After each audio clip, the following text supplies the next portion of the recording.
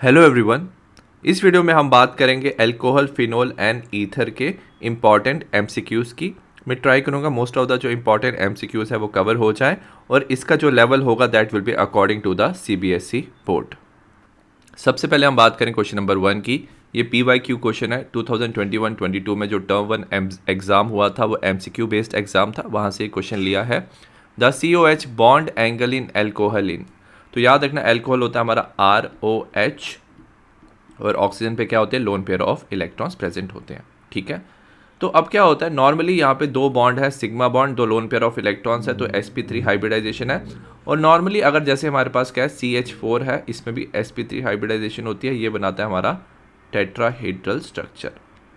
और टेट्राहेड्रल में bond angle होता है हमारा 109 डिग्री एंड 28 मिनट्स। ठीक है, तो ये बॉन्ड एंगल होता है। बट अगर हम बात करें अल्कोहल में, ये तो लोन पेयर ऑफ इलेक्ट्रॉन्स है वो क्या कॉज करते हैं, एक दूसरे को रिपल्शन कॉज करते हैं। And because of this repulsion जो बॉन्ड एंगल है वो लेस हो जाता है देन 109 डिग्री एंड 28 मिनट्स। तो इसका आंसर हो जाएगा option number B. So it is slightly less than the 109 degree and 28 minutes. Next हम बात करें क्वेश्चन नंबर 2 की। एनसीईआरटी एग्जाम्पल का क्वेश्चन है।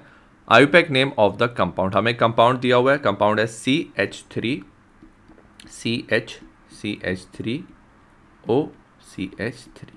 ये हमें क्या दिया हुआ है, ईथर दिया हुआ है। ठीक है, सबसे पहले हम देखेंगे इसमें लॉन्गेस्ट चेन क्या है। ठीक है, लॉन्गेस्ट चेन से हमारा बनेगा 1 2 3, 3 कार्बन की लॉन्गेस्ट चेन है। और ये जो ग्रुप होगा that is outside the chain, तो ये हमारा क्या बन जाएगा, हमारा सब्स्टिट्यूएंट और प्रीफिक्स। इसे हम पहले लिखेंगे तो हमारा हो जाएगा CH3 के साथ O है तो इसे हम बोलते हैं मिथॉक्सी। सेकेंड कार्बन पे है तो इसे लिखेंगे हम 2 मिथॉक्सी। ठीक है, अब यहाँ पे देखेंगे 3 कार्बन की चेन है तो ये हो जाएगा हमारा प्रोपेन। ठीक है, तो इसका आंसर हो जाएगा हमारा option number 3, 2 methoxy propane. Next हम बात करें क्वेश्चन नंबर 3 की। Consider the following reaction. PYQ question है, टर्म 1 2021-22 में क्वेश्चन आया था। हमें फिनोल दिया हुआ है, दो रिएक्शन दिया है, हमें बताना है X and Y। What are the products X and Y। सबसे पहले रिएक्शन देखते हैं। हमने फिनोल लिया हुआ है, हमने इसको रिएक्ट किया है विद NaOH। ठीक है, हमने NaOH के साथ रिएक्ट किया फर्स्ट, उसके बाद हमने CO2। याद रखना इसमें CO2 will act as a electrophile और उसके बाद हमने H+ ऐड किया। तो इस रिएक्शन में याद रखना क्या होता है, हमारा जो फिनॉल है उसके साथ हमारा ग्रुप जुड़ जाता है COOH, तो हमारा बन जाता है सैलिसाइलिक एसिड और ये हमारी होती है कोल बेस रिएक्शन। ठीक है, तो कोल बेस रिएक्शन होता है और हमारा सैलिसाइलिक एसिड बनता है। तो हमारा जो X है वो सैलिसाइलिक एसिड है। नेक्स्ट अगर हम बात करें, हमने क्या लिया है, फिनोल दिया हुआ है। ठीक है, अब हम इसे रिएक्ट करेंगे CHCl3 chloroform in presence of NaOH, तो यहाँ पे CHCl3 will act as electrophile then H+। ठीक है, इसमें क्या होता है, फिनोल के साथ ऑर्थो पोजीशन पे हमारा आ जाता है CHO ग्रुप। ठीक है, और ये बनता है हमारा सैलिसल्डिहाइड और ये जो रिएक्शन होती है इसे हम बोलते हैं राइमर टाइमन रिएक्शन। ठीक है, तो ये राइमर टाइमन रिएक्शन है और सैलिसल्डिहाइड यहाँ पे हमारा बनता है। तो अगर आप ऑप्शन देखोगे तो ऑप्शन नंबर जो डी है that is correct answer. X होगा सैलिसैलिक एसिड और Y होगा हमारा सैलिसल्डिहाइड।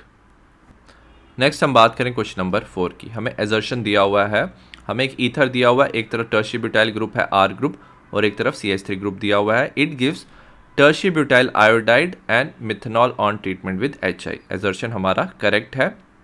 Reason reaction occur by SN1 mechanism, reason भी हमारा करेक्ट है। तो यहाँ पे क्या दिया हुआ हमें, CH3 थ्राइस COCH3। तो कभी भी अगर आपके पास ईथर है और यहाँ पे क्या ग्रुप है, हमारे पास एक तरफ टर्शियरी ग्रुप प्रेजेंट है, तो हम रिएक्शन करते हैं तो सबसे पहले जो H+ है याद रखना वो क्या करता है, इस पे अटैक करता है। तो इस ऑक्सीजन के साथ याद रखना क्या होता है, H+ जुड़ जाता है, ऑक्सीजन पे आ जाता है हमारा पॉजिटिव चार्ज। उसके बाद क्या होता है, ये हमारा क्या हो रहा होता है, स्लो स्टेप होता है। और इस स्लो स्टेप में क्या होता है, जो इलेक्ट्रॉन्स हैं कार्बन और ऑक्सीजन के ऑक्सीजन पे शिफ्ट हो जाते हैं और हमारा बन जाता है कार्बोकैटायन। ठीक है, तो हमारा टर्शियरी कार्बोकैटायन बन जाता है और साथ में रिलीज होता है CH3OH।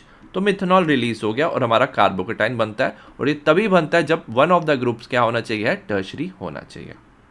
सेकेंड स्टेप में क्या होता है, ये जो कार्बोकैटायन है इस पे क्या करेगा, हमारा न्यूक्लियोफाइल मतलब I नेगेटिव इस पे अटैक करता है, और अटैक करने के बाद हमारा बन जाएगा CH3 थ्राइस Ci।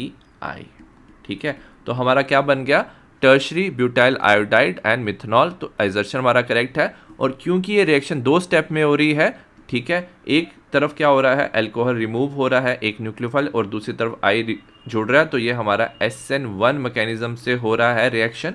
तो इसका एजर्शन भी करेक्ट है, रीजन भी करेक्ट है, and reason is the correct explanation of the assertion. तो इसका option number A is the correct answer.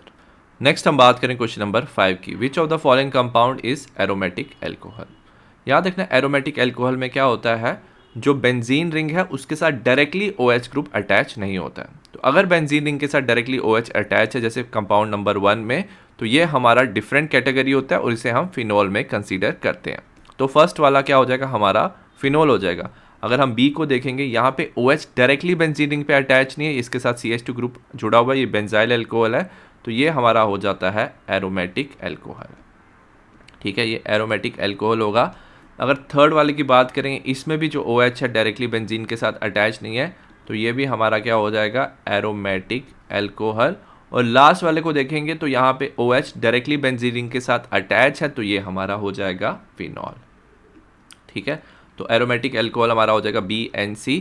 तो इसका ऑप्शन BNC क्या करेक्ट है, तो option number 3 is the correct answer. Next हम बात करें क्वेश्चन नंबर 6 की। NCERT एग्जाम्पलर का क्वेश्चन है, राइट आयोपेक नेम ऑफ मेटाक्रिसॉल। ठीक है, क्रिसॉल क्या होता है, याद रखना, जब हमारे पास OH होता है फिनॉल और उसके साथ CH3 ग्रुप जुड़ा होता है, और मेटा पोजीशन याद रखना 1/3 पोजीशन होती है। जब थर्ड पोजीशन पे CH3 अटैच है तो इसे हम बोलते हैं मेटाक्रिसॉल। ठीक है, अगर सेकंड पोजीशन पे अटैच होता तो वो ऑर्थो होता, फोर्थ पे अटैच होता तो वो पैरा होता। ठीक है, तो ये है हमारा मेटाक्रिसॉल। और अगर हम इसका आयोपेक नेम लिखेंगे तो हम इसका नेमिंग लिखेंगे 1 2 3। ठीक है, OH को प्रेफरेंस होगा, फिनॉल को प्रेफरेंस होगा, तो 1 2 3, तो ये हमारा हो जाएगा 3 मिथाइल, ये हो जाएगा 3 मिथाइल फिनॉल। ठीक है, तो इसका जो ऑप्शन नंबर जो 1 है वो 3 methyl phenol is the correct answer. Next हम बात करें क्वेश्चन नंबर 7 की। Identify the secondary alcohol from the following set. Secondary alcohol क्या होता है, सपोज हमारे पास कार्बन है जिसके साथ OH जुड़ा हुआ है, अगर उस कार्बन पे 2 R ग्रुप अटैच हैं तो ये बन जाता है हमारा सेकेंडरी एल्कोहल। ठीक है, पहले कंपाउंड को देखते हैं, हम इसे लिखेंगे CH3 CH2 CH CH3OH। ठीक है, तो अगर हम पहले कंपाउंड को देखते हैं तो इसमें क्या है, यहाँ पे इस कार्बन के साथ 2 R ग्रुप अटैच है। ठीक है, तो हमारा क्या हो जाएगा, ये हमारा हो जाएगा सेकेंडरी एल्कोहल। तो फर्स्ट कंपाउंड हमारा करेक्ट है। ठीक है, सेकेंड कंपाउंड की बात करेंगे, हमें दिया हुआ है C2H5 थ्राइस। ठीक है, तो इसे लिख सकते हैं यहाँ पे COH, और यहाँ पे लिख सकते हैं C2H5 C2H5 एंड C2H5।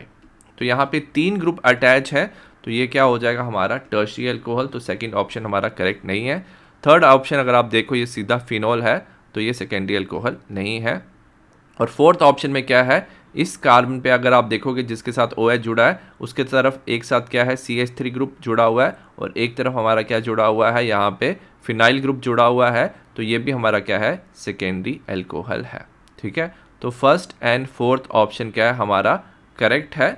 ठीक है, दोनों सेकेंडरी एल्कोहल है, तो इसका आंसर हो जाएगा A where 1 and 4 are present. Next हम बात करें क्वेश्चन नंबर 8 की। ये PYQ क्वेश्चन है टर्म 1 2021-22 का। हमें दिया इन द फॉलोइंग रिएक्शन, हमें दिया CH3 CH double bond CH CH2 OH PCC। अब याद रखना जो PCC है एक होता है ये माइल्ड ऑक्सीडाइजिंग एजेंट। ठीक है, so it's a mild oxidising agent, और ये क्या करता है एल्कोहल को, अगर आपके पास क्या है प्राइमरी एल्कोहल है तो इसे ये कन्वर्ट कर देता है एल्डिहाइड में। ठीक है, तो एल्डिहाइड बन जाएगा हमारा OH का। और साथ में इंपॉर्टेंट चीज़ क्या है, ये डबल बॉन्ड के साथ इंटरफेरेंस, तो डबल बॉन्ड जो होता है वो कैसे रहते हैं, सेम रहते हैं इन द रिएक्शन, तो उसके साथ इंटरफेयर नहीं करता है। तो अगर आप देखोगे तो OH क्या हो जाएगा CHO में कन्वर्ट हो जाएगा और डबल बॉन्ड सेम रहेगा, तो इसका जो ऑप्शन नंबर C है that will be the correct answer. Next हम बात करें क्वेश्चन नंबर 9 की the boiling point of alcohol are higher than those of hydrocarbon of comparable mass due to. ठीक है, अगर हम बात करें एल्कोहल का बॉइलिंग पॉइंट जो होता है वो हाइड्रोकार्बन ऑफ कंपेरेबल मास से क्या होता है, ज़्यादा होता है। ठीक है, और इसलिए क्यों होता है ये, because of hydrogen bonding. Alcohol में क्या होता है, हाइड्रोजन बॉन्डिंग होता है। सपोज आपके पास दो मॉलिक्यूल्स हैं एल्कोहल के, ROH एंड ROH। ठीक है, तो ये आपस में क्या बना सकते हैं, they can form hydrogen bonding, और हाइड्रोजन बॉन्डिंग की वजह से इनका बॉइलिंग पॉइंट ज़्यादा होता है। तो इसका option number A will be the correct answer. Next हम बात करें क्वेश्चन नंबर 10 की during dehydration of alcohol to alkene by heating with concentrated H2SO4 the initial step is. ठीक है, हमें क्या करना है, डिहाइड्रेशन करना है एल्कोहल का विद H2SO4। इसका इनिशियल स्टेप पूछा है। हम सबसे पहले क्या लेंगे, इथेनॉल ले लेंगे। ठीक है, सपोज आपके पास क्या है, इथेनॉल है, और जब डिहाइड्रेशन करते हो तो सबसे पहले क्या होता है, इसमें याद रखना प्रोटॉन ऐड होता है। ठीक है, तो सबसे पहले वाला स्टेप होता है हमारा प्रोटोनेशन। ठीक है, तो प्रोटॉन है वो ऑक्सीजन पे जुड़ जाता है, हमारा बनता है CH3CH2। ठीक है, ऑक्सीजन पे आ जाएगा हमारा पॉजिटिव चार्ज H। तो ये हमारा क्या होता है, प्रोटोनेशन फर्स्ट स्टेप होता है। ठीक है, बाकी स्टेप्स की बात कर सकते हैं। फिर क्या होता है, ये जो इलेक्ट्रॉन्स है कार्बन ऑक्सीजन के ऑक्सीजन पे शिफ्ट होते हैं, वाटर रिलीज हो जाता है और हमारा बन जाता है कार्बोकेटाइन। ठीक है, तो सेकंड स्टेप में क्या होता है, हमारा कार्बोकेटाइन बन जाता है। और लास्ट स्टेप की बात करेंगे, लास्ट स्टेप में क्या होता है, जो प्रोटॉन आपने स्टार्टिंग में यूज़ किया था वो वापस आ जाता है, तो यहाँ से H+ क्या हो जाएगा, रिलीज हो जाएगा, इलेक्ट्रॉन्स यहाँ पे शिफ्ट हो जाएंगे और आपका बन जाएगा इथीन। ठीक है, तो इसका अगर हम फर्स्ट स्टेप की बात करेंगे तो फर्स्ट स्टेप में होता है protonation of the alcohol molecule. तो इसका ऑप्शन नंबर ए क्या है, करेक्ट है। नेक्स्ट हम बात करें क्वेश्चन नंबर 11 की, NCERT एग्जाम्पलर का क्वेश्चन है। Arrange the following compound in increasing order of boiling point. हमें प्रोपेन 1 ऑल दिया, butane 1 ol, butane 2 all and pentane 1 all. सबका स्ट्रक्चर बना लेते हैं। सबसे पहले प्रोपेन 1 ऑल होगा हमारा CH3 CH2 CH2OH। ठीक है, ब्यूटेन 1 ऑल हो जाएगा CH3 CH2 CH2 CH2OH। Butane 2 all हो जाएगा CH3 CH2 CHOH and CH3। ठीक है, और लास्ट में है हमारा pentane 1 all CH3 CH2 CH2 CH2 CH2OH। ठीक है, 1 2 3 4 5। अब इंपॉर्टेंट चीज़ क्या है, कभी भी हम जब बॉइलिंग पॉइंट देखते हैं तो उसमें याद रखना ये डायरेक्टली प्रोपोर्शनल होता है नंबर ऑफ कार्बन के। जिसमें नंबर ऑफ कार्बन ज़्यादा होंगे, तो अगर आप देखोगे पेंटेन 1 ऑल में क्या है, नंबर ऑफ कार्बन क्या है, सबसे ज़्यादा इसमें 5 कार्बन है, तो इसका हाईएस्ट क्या हो जाएगा, बॉइलिंग पॉइंट। ठीक है, तो सबसे ज़्यादा होगा हमारा पेंटेन 1 ऑल का। ठीक है, इंक्रीजिंग ऑर्डर में। और अगर सबसे कम देखोगे प्रोपेन ऑल में, इसमें सिर्फ 3 कार्बन है, तो इसका लोएस्ट हो जाएगा, तो प्रोपेन 1 ऑल का क्या हो जाएगा, हमारा लोएस्ट हो जाएगा बॉइलिंग पॉइंट। अगर हम देखेंगे ब्यूटेन 2 ऑल ब्यूटेन 1 ऑल, दोनों में नंबर ऑफ कार्बन क्या है, सेम है। ठीक है, तो इस केस में क्या देखते हैं, याद रखना boiling point is inversely proportional to the branching. ठीक है, तो जो ब्रांचिंग होती है याद रखना उससे क्या होता है, सरफेस एरिया डिक्रीज होता है, और सरफेस एरिया डिक्रीज होने से बॉइलिंग पॉइंट भी डिक्रीज होता है। सो अगर हम बात करेंगे ब्यूटेन 2 ऑल की, जो ब्यूटेन 2 ऑल है इसमें अगर आप देखोगे इसमें ज़्यादा ब्रांचिंग है, इसका सरफेस एरिया क्या होगा, ज़्यादा डिक्रीज होगा। So that's why butane 1 all का क्या होगा, बॉइलिंग पॉइंट क्या होगा, ज़्यादा होगा, क्योंकि वो क्या है, स्ट्रेट चेन है, और उसके बाद आएगा हमारा ब्यूटेन 2 ऑल। तो पहले आ जाएगा propane 1 ol, butane 2 ol, butane 1 ol and pentane 1 ol. तो इसका ऑप्शन नंबर जो 1 है that will the correct answer. Next हम बात करें क्वेश्चन नंबर 12 की, which of the following acid react with acetic anhydride to form aspirin. PYQ question है, term 1 2021-22 में क्वेश्चन आया था। ठीक है, तो अगर हमें एस्प्रिन बनाना है तो हम लेते हैं सैलिसाइलिक एसिड। ठीक है, तो हम क्या लेते हैं, सैलिसाइलिक एसिड लेते हैं COOH, और साथ में हमारा होता है OH ग्रुप। ठीक है, इसे हम बोलते हैं सैलिसाइलिक एसिड। अब इसकी हम क्या करते हैं, एसिटाइलेशन करते हैं, हम ऐड करते हैं CH3CO2O, this is called as acetic anhydride. तो इसमें क्या होता है, जो CH3CO ग्रुप है, ठीक है, ये क्या होता है, ये रिएक्ट करता है OH के साथ, इसे हम बोलते हैं एसिटाइलेशन।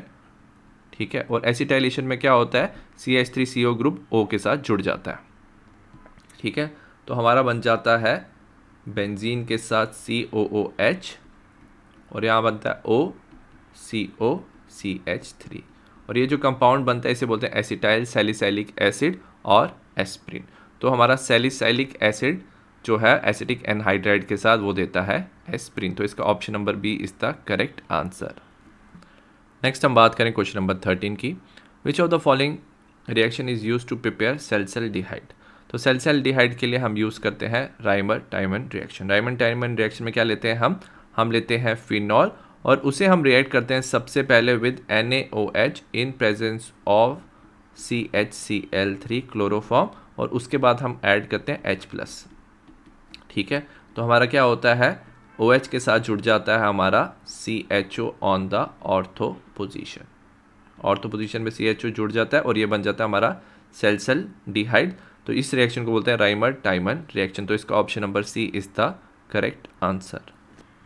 नेक्स्ट हम बात करें क्वेश्चन नंबर 14 की। NCERT एग्जाम्पल का क्वेश्चन है, give IUPAC name of the compound given below. हमें कंपाउंड दिया, इसका आयोपैक नेम बताना है। सबसे पहले हम नंबरिंग करते हैं, जो फंक्शनल ग्रुप है उसको सबसे ज़्यादा प्रायोरिटी आती है। तो OH फंक्शनल ग्रुप है तो सबसे ज़्यादा इसको प्रायोरिटी होगी। तो हम नंबरिंग इस कार्बन से शुरू करेंगे 1 2 3 4 5 6। ठीक है, अब यहाँ पे देखोगे Cl जो है वो आउटसाइड द चेन है, so it will act as a substituent. तो हम इसका नाम लिखेंगे, सबसे पहले हम सब्स्टिट्यूएंट का नाम लिखते हैं, ये हो जाएगा हमारा 5 क्लोरो। ठीक है, नंबर ऑफ कार्बन कितने हैं 6, तो हो जाएगा हेक्स। सब में सिंगल बॉन्ड है तो हेक्स एन और सेकंड पोजीशन पे हमारा क्या है, अल्कोहल है, तो हो जाएगा 2 ऑल। तो इसका आंसर हो जाएगा 5 क्लोरो हेक्सेन 2 ऑल। तो option number 3 is the correct answer. Next हम बात करें क्वेश्चन नंबर 15 की। NCERT एग्जाम्पलर का क्वेश्चन है, एजर्शन दिया हुआ है bond angle in ether is slightly less than the tetrahedral angle. तो ये एजर्शन हमें रॉन्ग दिया हुआ है। अगर हम ईथर की बात करें, सपोज हमारे पास है ROR और हम बात कर सकते हैं सपोज CH3OCH3। एग्जाम्पल लिया हमने मिथॉक्सीमीथेन का। अब क्या होता है, इसमें जो कार्बन वाले ग्रुप होते हैं, अगर आप R ग्रुप को देखेंगे, ये काफ़ी आपस में क्या होते हैं, क्लोज होते हैं और ये दोनों ग्रुप क्या होते हैं, बल्की होते हैं। ठीक है, इनका बड़ा साइज होने की वजह से ये एक दूसरे को क्या करते हैं, रिपेल करते हैं। तो ये बड़े ग्रुप एक दूसरे को क्या करते हैं, रिपेल करते हैं और रिपल्शन की वजह से इनका जो एंगल होता है वो टेट्राहीड्रल एंगल जो हमारा होता है 109.5 डिग्री, इस एंगल से इनका एंगल बड़ा हो जाता है because of repulsion of this bulky groups. तो फर्स्ट ऑप्शन हमारा गलत है क्योंकि यहाँ पे दिया था स्लाइटली लेस, तो इससे ज़्यादा हो जाता है टेट्राहीड्रल एंगल से। रीज़न दिया है there is a repulsion between 2 bulky groups R groups, तो रीज़न हमें करेक्ट दिया हुआ है। तो एजर्शन रॉन्ग है, रीज़न हमारा क्या करेक्ट है। तो अगर आप फोर्थ ऑप्शन देखोगे, assertion is wrong but reason is a correct statement. Next हम बात करें क्वेश्चन नंबर 16 की। Phenol does not undergo nucleophilic substitution reaction easily due to. अगर हम बात करें फिनोल की, फिनोल में क्या होता है, बेंजीन में के साथ OH होता है। अब याद रखना ऑक्सीजन पे क्या होते हैं, लोन पेयर ऑफ इलेक्ट्रॉन्स। ठीक है, और ये जो लोन पेयर ऑफ इलेक्ट्रॉन्स है वो क्या करते हैं, बेंजीन रिंग के साथ रेजोनेंस करते हैं और रेजोनेंस करने की वजह से याद रखना इसमें क्या आ जाता है, पार्शियल डबल बॉन्ड। तो कार्बन ऑक्सीजन के बीच में क्या आ जाता है, डबल बॉन्ड आ जाता है और इलेक्ट्रॉन शिफ्ट हो जाते हैं ऑर्थो पैरा पोजीशन पे। तो because of the partial double bond, ये बॉन्ड ब्रेक करना between the carbon and the OH is very difficult. So because of the partial double bond character between the carbon and OH, जो nucleophilic substitution है वो काफ़ी difficult हो जाता है। इसका option number B is the correct answer. Next हम बात करें क्वेश्चन नंबर 17 की। NCERT एग्जाम्पलर का क्वेश्चन है, एजर्शन दिया हुआ है boiling point of alcohol and ether are high. अगर हम बॉइलिंग पॉइंट की बात करें, एल्कोहल का याद रखना बॉइलिंग पॉइंट हाई होता है क्योंकि एल्कोहल खुद के साथ क्या बना सकता है, हाइड्रोजन बॉन्डिंग। ठीक है, तो इंटरमॉलिक्यूलर हाइड्रोजन बॉन्डिंग की वजह से एल्कोहल का बॉइलिंग पॉइंट हाई होता है। बट ईथर का याद रखना बॉइलिंग पॉइंट क्या होता है, इनका बॉइलिंग पॉइंट लो होता है क्योंकि ईथर की जो पोलैरिटी होती है वो क्या होती है, कम होती है और कम पोलैरिटी की वजह से इनकी जो फोर्स ऑफ अट्रैक्शन है, dipole dipole force of attraction कम होता है और बॉइलिंग पॉइंट इनका कम होता है। तो ये जो एजर्शन था दैट इज रॉन्ग। रीजन दिया, they can form intermolecular hydrogen bonding. Alcohol intermolecular hydrogen bonding करता है, बट ईथर हमारा बनाता है dipole dipole interaction. So as a result ये जो स्टेटमेंट है रीजन वाली वो भी गलत है। सो ऑप्शन नंबर बी हमारा करेक्ट होगा, where assertion reason both are wrong statements. Next हम बात करें क्वेश्चन नंबर 18, एनसीईआरटी एग्जाम्पलर का क्वेश्चन है। एजर्शन दिया, ortho nitrophenol is less soluble in water than the meta and para isomers. Ortho nitrophenol बनाएंगे हम, हमें दिया हुआ है यहाँ पे OH, ठीक है, और साथ में दिया हुआ है N double bond O N NO, ठीक है।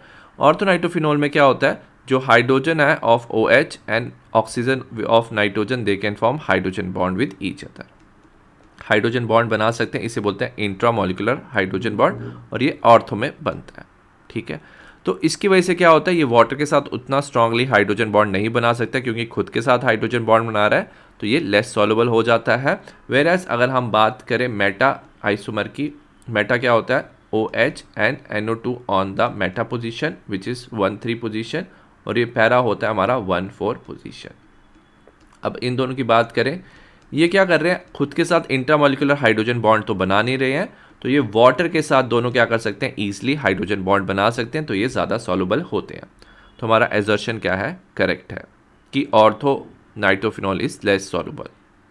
रीज़न क्या दिया हुआ है, meta and para nitrophenol exist as associated molecule. तो अगर हमारे पास एक मॉलिक्यूल है मेटा नाइट्रोफिनॉल का, वो दूसरे मॉलिक्यूल ऑफ मेटा नाइट्रोफिनॉल के साथ भी क्या बना सकता है, हाइड्रोजन बॉन्ड बना सकता है, ठीक है। तो दो मॉलिक्यूल आपस में जुड़ सकते हैं बाय हाइड्रोजन बॉन्ड, तो ये क्या रह सकते हैं, they can exist as associated molecule. Similarly para भी क्या कर सकता है, दूसरा पैरा मॉलिक्यूल के साथ क्या बना सकता है, हाइड्रोजन बॉन्ड बना सकता है, तो it can exist as associated molecule. तो दोनों का स्टेटमेंट, एजर्शन और रीजन दोनों का स्टेटमेंट करेक्ट है, बट इसका ये करेक्ट एक्सप्लेनेशन नहीं है। ऑर्थोनाइट्रोफिनॉल इज लेस सॉल्युबल, इसका एक्सप्लेनेशन होना चाहिए था because it form intramolecular hydrogen bond. तो इसका ऑप्शन नंबर 5 करेक्ट है, where assertion and reason both are correct statement, but reason is not the correct explanation of assertion. Next हम बात करें क्वेश्चन नंबर 19 की। हमें दिया हुआ है ऑर्थो हाइड्रोक्सी बेंजाइल एल्कोहल। सबसे पहले हम बेंजाइल एल्कोहल बनाएंगे, ठीक है, CH2OH, और इन्होंने क्या बोला, ऑर्थो हाइड्रोक्सी, मतलब ऑर्थो पोजीशन पे क्या अटैच है, OH अटैच है। PCl3 के साथ रिएक्ट करेंगे, हमें बताना है जो प्रोडक्ट बनेगा उसका आयुपैक नेम। अब याद रखना, जब OH बेंजीन के साथ डायरेक्टली अटैच है तो ये बन जाता है हमारा फिनॉल, और फिनॉल में क्या होता है, ऑक्सीजन और कार्बन में क्या होता है, रेजोनेंस होती है, उसकी वजह से पार्शियल डबल बॉन्ड आ जाता है। तो ये जो PCl3 की रिएक्शन है, ये याद रखना, ये रिएक्शन एल्कोहल देता है, फिनॉल नहीं देता है, क्योंकि OH को डिस्प्लेस करना काफ़ी डिफिकल्ट होता है। तो Cl क्या करेगा, CH2OH के OH को डिस्प्लेस करेगा, और हमारा बन जाएगा CH2Cl, ठीक है, और फिनॉल का OH क्या रहेगा, सेम रहेगा। अब हम नेमिंग करेंगे, ठीक है, याद रखना OH को प्रेफरेंस होती है, हम लिखेंगे 1 2। सेकेंड पोजीशन पे हमारा क्या, क्लोरोमिथाइल ग्रुप है, तो इसे ऐसे लिख सकते हैं 2 ब्रैकेट में क्लोरोमिथाइल, ठीक है, और ये हमारा कंपाउंड बन जाएगा फिनॉल, ठीक है। तो इसका जो ऑप्शन नंबर बी है that will be the correct answer. Next हम बात करें क्वेश्चन नंबर 20 की। एनसीईआरटी एग्जाम्पलर का क्वेश्चन है, how many alcohol with molecular formula C4H10O are chiral in nature. ठीक है, सबसे पहले हम all different type of alcohol देखते हैं जिनका मॉलिकुलर फॉर्मूला C4H10O हो सकता है। सबसे पहले हम बनाएंगे CH3 CH2 CH2 CH2OH, ठीक है, ये हमारा है ब्यूटेन ऑल। ठीक है, अगर हम ब्यूटेन ऑल की बात करें, इसमें सारे कार्बन पे एटलीस्ट क्या 2 हाइड्रोजन प्रेजेंट है, तो इसमें कोई भी कार्बन कायरल नहीं हो सकता। कायरल कार्बन के लिए at least you should have 4 different atoms और ग्रुप्स, तो ये कंपाउंड कायरल नहीं है। सेकेंड कंपाउंड बनाते हैं, हमारा बनेगा CH3 CH2 CH CH3OH। ठीक है, ये हमारा बन गया ब्यूटेन टू ऑल। अगर हम ब्यूटेन टू ऑल की बात करें, इसमें क्या है, जो ये वाला कार्बन है जो OH के साथ अटैच है, ये कायरल कार्बन है। एक तरफ इसमें मिथाइल ग्रुप अटैच है, एक तरफ इथाइल, एक तरफ OH और एक तरफ हाइड्रोजन अटैच है, तो ये क्या है, हमारा कायरल कार्बन है इसमें। ठीक है, नेक्स्ट अगर हम बनाएं, हमारा बनेगा CH3 CH3CH3OH। ये हमारा टर्शियरी ब्यूटाइल अल्कोहल है और इसमें एक कार्बन के साथ अगर आप देखोगे 3 सेम ग्रुप अटैच है तो ये कार्बन भी कायरल नहीं है। तो अगर हम सारे कंपाउंड्स बनाएंगे तो सिर्फ एक ही अल्कोहल ऐसा होगा जो क्या होगा, कायरल नेचर का होगा। तो इसका जो ऑप्शन नंबर 1 है that will be the correct answer. Next हम बात करें क्वेश्चन नंबर 21 की। एनसीईआरटी एग्जाम्पलर का एक क्वेश्चन है, phenol is less acidic then. अगर हम फिनॉल को कंपेयर करेंगे सबके साथ, सबसे पहले हमें क्या दिया हुआ है, फिनॉल को कंपेयर करना है हमें इथेनॉल के साथ, ठीक है। उसके बाद हमें दिया हुआ है ऑर्थोनाइट्रोफिनॉल, तो फिनॉल दिया हुआ है, ऑर्थो पोजीशन पे क्या अटैच है, NO2, ठीक है। उसके बाद दिया हुआ है हमें ऑर्थोमिथाइल फिनॉल, ठीक है, तो हमारा CH3 जुड़ा हुआ है। और लास्ट में दिया हुआ है ऑर्थोमिथॉक्सी फिनॉल, ठीक है, हमें दिया हुआ है OCH3, ठीक है। हमें सब कंपाउंड दिया, हमें बताना है कि फिनॉल किससे लेस एसिडिक है। सबसे पहले अगर हम फिनॉल को इथेनॉल से कंपेयर करें, जो फिनॉल होता है अगर हम इसमें से H+ रिमूव कर दें तो क्या बना देता है हमारा फिनॉक्साइड आयन। ये हमारा क्या होता है, फिनॉक्साइड आयन, और काफ़ी ज़्यादा ये स्टेबल होता है और ज़्यादा स्टेबल होने की वजह से रिएक्शन फॉरवर्ड डायरेक्शन में जाती है, एसिडिक स्ट्रेंथ क्या होती है, इंक्रीज होती है। वेराज इथेनॉल जब H+ रिमूव करता है तो बनता है हमारा इथॉक्साइड आयन और ये ज़्यादा स्टेबल नहीं होता क्योंकि इसमें कोई रेजोनेंस नहीं है। तो हमारा फिनॉल इथेनॉल से ज़्यादा एसिडिक होता है। अब ऑर्थोमिथाइल, नाइट्रोमिथाइल और मिथॉक्सी ग्रुप की बात करेंगे। जो NH3 ग्रुप है याद रखना वो क्या होता है, इलेक्ट्रॉन विड्रॉइंग ग्रुप है, where CH3 and OCH3 group are electron donating group. और इलेक्ट्रॉन विड्रॉइंग ग्रुप क्या कर सकता है, वो इलेक्ट्रॉन अपनी तरफ खींचेगा OH का, पोलैरिटी बिटवीन द OH वो क्या करता है, इंक्रीज करता है, ठीक है। पोलैरिटी मतलब जो इलेक्ट्रॉन से अपनी तरफ खींच रहा है, एज ए रिजल्ट जो एसिडिक स्ट्रेंथ होती है वो याद रखना इलेक्ट्रॉन विड्रॉइंग ग्रुप के प्रेजेंट से एसिडिक स्ट्रेंथ क्या होती है, इंक्रीज होती है। But CH3 and OCH3 are electron donating group, उसकी वजह से क्या होता है, जो इलेक्ट्रॉन्स है वो ऑक्सीजन हाइड्रोजन की तरफ मूव करते हैं, पोलैरिटी क्या हो जाती है हमारी, कम हो जाती है बिटवीन द OH, और एसिडिक स्ट्रेंथ भी क्या हो जाती है, लेस हो जाती है। तो ये हमेशा याद रखना कि अगर इलेक्ट्रॉन विड्रॉइंग ग्रुप प्रेजेंट है, जैसे NO2 प्रेजेंट है, तो एसिडिक स्ट्रेंथ इंक्रीज होती है। तो इसका ऑप्शन आ जाएगा option number 2, orthonitrophenol is more acidic और phenol is less acidic than orthonitrophenol. Next हम बात करें क्वेश्चन नंबर 22 की। एनसीईआरटी एग्जाम्पलर का क्वेश्चन है, mark the correct increasing order of reactivity of the following compound with HBr HCl। हमें पहले दिया बेंजाइल अल्कोहल, फिर हमें दिया हुआ है पैरा नाइट्रो बेंजाइल अल्कोहल, सी में दिया हुआ है हमें पैरा क्लोरो बेंजाइल अल्कोहल। हमें बताना है इंक्रीजिंग ऑर्डर ऑफ रिएक्टिविटी। सबसे पहले याद रखना कि ये जो है रिएक्शन, इसमें क्या बनता है हमारा कार्बोकेटाइन बनता है, ठीक है। तो OH सबसे पहले क्या हो जाता है, रिमूव हो जाता है हमारा कार्बोकेटाइन, और कार्बोकेटाइन की स्टेबिलिटी पे डिपेंड करता है रिएक्टिविटी, ठीक है। अब हम 3 कार्बोकेटाइन बनाएंगे, हम OH रिमूव कर देंगे कंपाउंड A में से, तो हमारा क्या बन जाएगा CH2+, तो ये एक कार्बोकेटाइन बन गया, ठीक है, ये A है। सेकंड में से भी हम रिमूव कर देंगे, हमारा बन जाएगा CH2+, ठीक है, और साथ में NO2, ये बन गया हमारा B, ठीक है। थर्ड में से रिमूव कर देंगे, हमारा बन जाएगा CH2+ Cl, तो 3 हमारे क्या बन गए कार्बोकेटाइन। अब हम बात करेंगे स्टेबिलिटी की। अब याद रखना जो कार्बोकेटाइन होता है उसमें पॉजिटिव चार्ज होता है, वो चाहता है कि पॉजिटिव चार्ज कम हो जाए। तो पहले वाले में तो पॉजिटिव चार्ज है, बट सेकंड वाले में देखेंगे तो इलेक्ट्रॉन विड्रॉइंग ग्रुप है, वो इलेक्ट्रॉन अपनी तरफ खींचेगा और पॉजिटिव चार्ज इंक्रीज करेगा। So as a result stability क्या होती है, डिक्रीज होती है। और थर्ड वाले में भी क्या होता है, जो Cl है वो इलेक्ट्रॉन विड्रॉइंग ग्रुप है, स्टेबिलिटी क्या करता है, डिक्रीज करता है। और याद रखना NO2Cl से ज़्यादा इलेक्ट्रॉन विड्रॉइंग ग्रुप होता है, तो सबसे ज़्यादा स्टेबल A हो जाएगा क्योंकि इसमें कोई इलेक्ट्रॉन विड्रॉइंग ग्रुप नहीं है, ठीक है। तो ये सबसे ज़्यादा स्टेबल कार्बोकेटाइन होगा और सबसे ज़्यादा रिएक्टिव होगा हमारा A। B और C में बात करेंगे, जो B है इसमें NO2 ज़्यादा इलेक्ट्रॉन खींचेगा, सबसे ज़्यादा कम स्टेबल हो जाएगा हमारा NO2 वाला, तो ठीक है। तो B सबसे कम स्टेबल है और बीच में आ जाएगा हमारा C, ठीक है। तो इसका जो ऑप्शन थर्ड है that is the correct answer. तो जितना स्ट्रॉन्ग इलेक्ट्रॉन विड्रॉइंग ग्रुप होता है कार्बोकैटायन उतना ज़्यादा अनस्टेबल होता है और उसकी रिएक्टिविटी कम होती है। तो इसका option will be BCA which is the third answer. Next हम बात करें क्वेश्चन नंबर 23 की। Williamson synthesis of preparing dimethyl ether is an, ठीक है, सपोज हमें क्या बनाना है, डाई मिथाइल ईथर बना। डाई मिथाइल ईथर क्या होता है, CH3OCH3 विलियमसन सिंथेसिस से।